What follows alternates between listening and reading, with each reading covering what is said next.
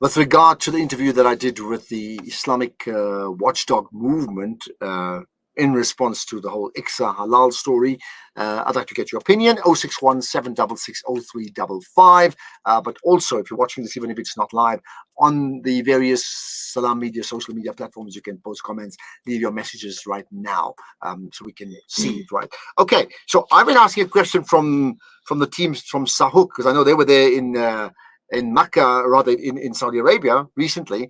And the question has been like, when are we going to get those numbers for how many South Africans are going to go for Hajj? We don't quite have it as yet, but there has been developments around agencies getting accredited. That means the agents themselves. So there's some developments. Let's find out more about that and a whole lot more with Sedick Steenkamp, who's the chairperson of SAMTA, right, which is the South African Muslim Travel Operators Association. Sadiq, appreciate your time. Assalamu alaikum. Wa alaikum assalam wa rahmatullahi ta'ala wa barakatuh to you, Ashraf, everybody in the studio, and all the viewers of Salam Media. Thank you. Now, I understand you're in Medina, so besides being there and being blessed to be there in Ramadan, you also have some work to do. Why are you there? And share some of the information about your correspondence and discussions you'll be having there. Bismillah ar-Rahman ar-Rahim. Yes, Ashraf, I am here. I'm performing Umrah. You know, we've got a bit of a group going, but we're also doing some work here in the kingdom. And Alhamdulillah, we've been able to meet with some of the ministry officials, Ministry of Hajj, just to find out where we are at the moment and to confirm certain things. We've also been able to meet with the Consul General of South Africa, you know, Sheikh Qasim Gabriel, just to get updates of where we are, and also to update him as to where we are with the situation in South Africa with regards to Hajj. Okay, so where are you, and what did they tell you in terms of where they think you are? Well, at the moment, with regards to Hajj quotas, nothing had been announced yet with regards to any country in the world. So I think the ministry is still busy working on the Ramadan issues, and they are still working on on Hajj allocations. I mean, we've been informed that no announcements had been made for Hajj for this year for any country. So inshallah ta'ala, we're all waiting on those announcements to come. But the reality, I mean, as you know, and I know from my own past experience, having been for Hajj 5 years ago, there's a mental planning that takes place for a long time, right? And of course, you go for Hajj classes and a whole lot more. Now we know COVID has changed a lot of things, right? But my understanding is, Hajj is 2 months after Ramadan. After the Eid of Ramadan, right? So there's a massive deadline, and people tend to at least want to go a month before the Hajj itself to the Holy Lands, right? When does it become, too late? When does those quotas that they thresh out, when does those numbers become too late if they tell you too late? Well, the point is, Ashraf, that there's still enough time at this stage. I mean, if it comes before Ramadan, by the end of Ramadan, inshallah ta'ala, I mean, from a logistics point of view, we can still do it. Of course, from a Hajj point of view, we've always said to our Hajj, keep yourself ready, carry on with the Hajj classes, don't drop your guard, carry on with preparing yourself, and inshallah ta'ala, you've got to be prepared to go at short notice. I mean, that is what it is at the moment. And again, we're urging Hajj, those who are ready, those who intend to go, that they must keep themselves ready, inshallah. And in terms of leave and so on, just preliminary discussions to have with your employers to make sure that you can have the time.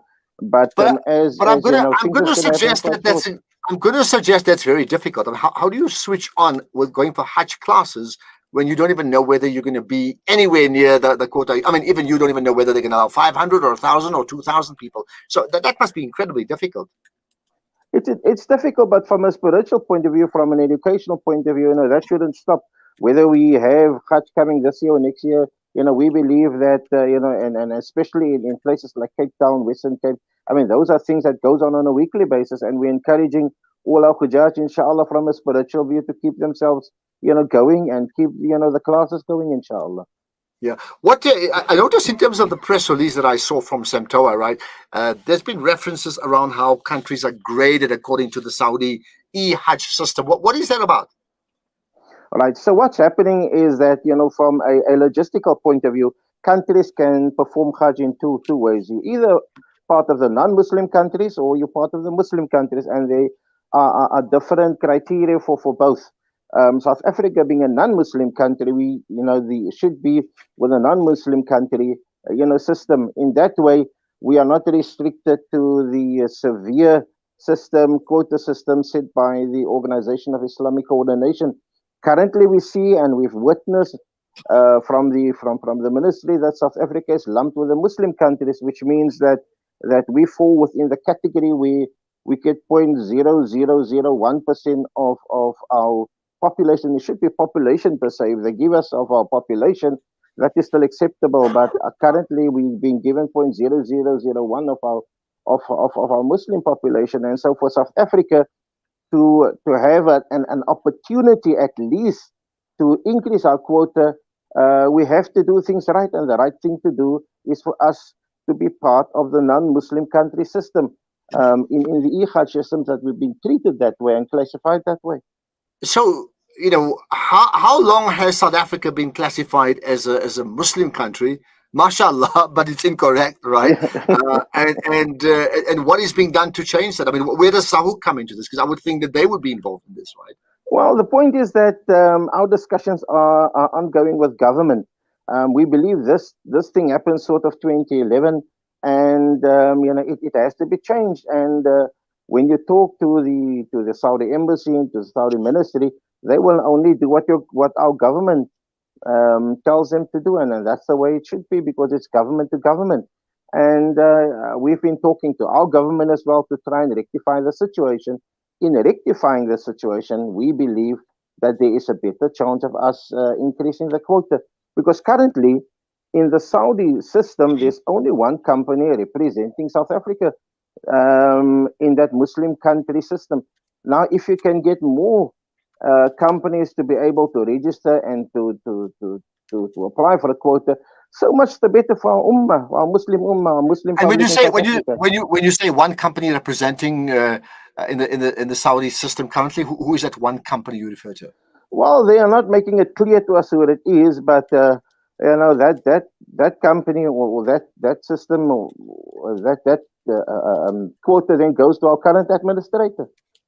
So we need to change that, and we are urging government to at least talk to the Saudi ministry so that we can rectify the situation in the Saudi Hajj system.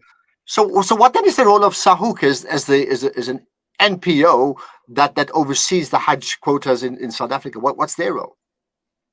Well, currently, I mean, they receive the quota, which we believe is not correct. I mean, we've got a constitution that allows any registered legal IATA company to apply for a quota, and that can be rectified if the system in Saudi is rectified for us to be classified as a non-Muslim country. And that way, I believe we've got a better chance to get more people away for Hajj, inshallah. I mean, we've already had 2 years of no Hajj for South Africans, indeed for the world. And we need to do everything that we can in our power to ensure that we look after our ummah. And really, Ashraf, this is about for the benefit of the Muslim ummah in South Africa. But from where you sit, I mean, your role in terms of our conversation today is you speak on behalf of the Travel Operators Association. So, for want of a better word, you speak on behalf of the agents, right? Yes. Yeah, that's right. And then but ultimately, what I'm saying is that when we change the system, it will be for the benefit of the public. Definitely, no doubt. And if the public benefits, everybody benefits.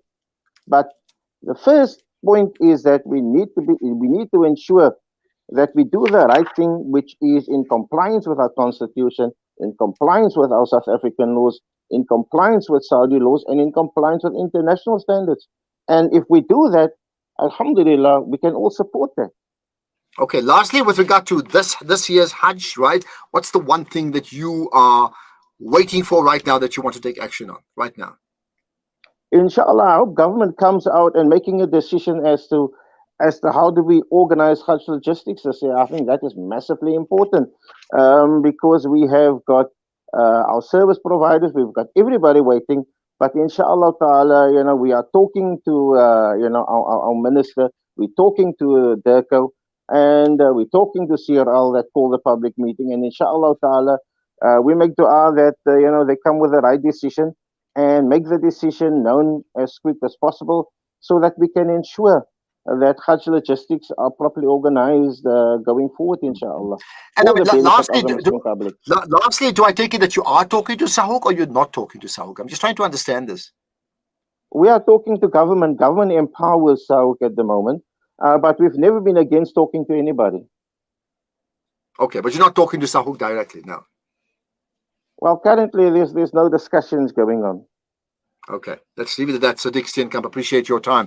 The chairperson of SAMTA, the South African Muslim Travel Operators Association. Quite a fascinating conversation that particular one is. There's further comments that we have from Mumtaz Ali saying, we are eagerly awaiting the Hajj list and the quota for South Africa. We were accepted in 2020 and back on the list again. Also looking for indications around the cost and timeframes for the Hajj. Lots of planning regarding leave and children, hence the eagerness to get answers. Mumtaz, I completely agree with you. I think you really, honestly, you can't move really without getting that okay to say you're on that list, that you're ready now, that you can get ready to go for the Hajj. Without that, it's incredibly difficult. Right, two more things. We're going to talk about the part of that feature about knowing your mosques, and we asked that question about the most significant, historically significant mosque in South Africa. One of them is the Dlamini Mosque in Soweto. You'll find out why just now. But also, part of where I sit with Champion South Africa allows me to highlight champion people and pick up champion stories.